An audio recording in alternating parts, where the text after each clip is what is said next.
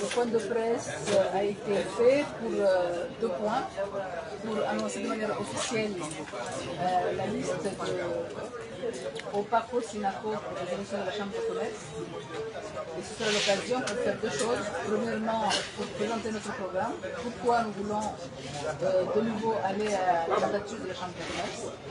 Deuxième point, faire un bilan, même rapide, des aspects que le secteur privé a gagné par le précédent candidat, Ben de l'Opako de Sinaco, M. Champion Ahmed, M. Ali Djihadiste,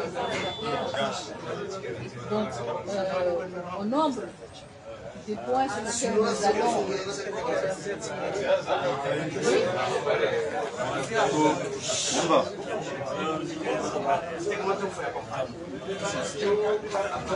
Au nombre de points que nous allons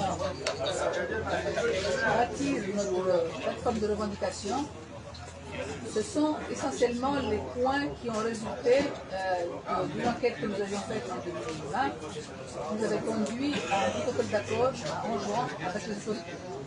Ces points n'ont pas beaucoup évolué depuis, donc nous revenons sur ces revendications réclamées que nous avions au bout de la logique de ces revendications. Je vais citer les points de ces revendications. Premièrement, la question de la commande publique.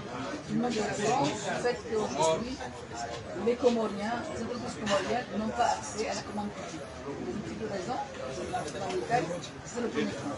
Le deuxième point concerne l'exercice. L'activité commerciale par les étrangers. Tout le monde est aussi au courant beaucoup d'étrangers envahissent le pays sans pour autant respecter les règles du pays, sans pour autant respecter les règles du commerce du pays.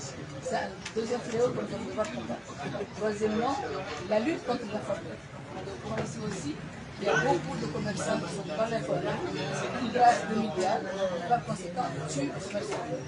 Nous souhaitons que chaque commerçant, chaque personne qui exerce un commerce puisse payer des impôts de manière équitable.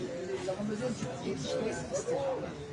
Nous allons aussi mettre notre plateforme revendicative sur la protection des entreprises nationales.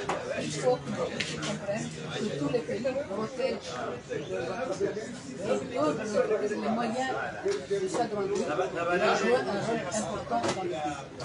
Enfin, on va aussi, dans notre plateforme revendicative, parler de la question de la prévisibilité fiscale et de la sécurité financière. Il ne faut pas qu'on continue à avoir des impôts qui ne sont pas prévus, mais nous devons participer à l'élaboration des lois de finances et être au courant dès l'avance de ce qui va se faire et de réformes qui vont se faire dans le pays pour être préparé à payer normalement les impôts. Ce ne sont pas une surprise.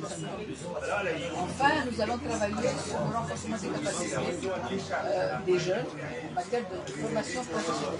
Vous voyez régulièrement que nous faisons appel à des étrangers dans un rang parce que nous sommes dans le parlementaire local ou parce que les jeunes du pays n'ont pas le cerveau nécessaire pour apporter le contribution. Nous allons également travailler sur cet aspect. Mes collègues, eux, ont fait le point sur les multiples avancées que nous avons eues en tant que secrétaire privé par leur présence dans la Chambre. Je ne vais pas y revenir, je ne vais pas le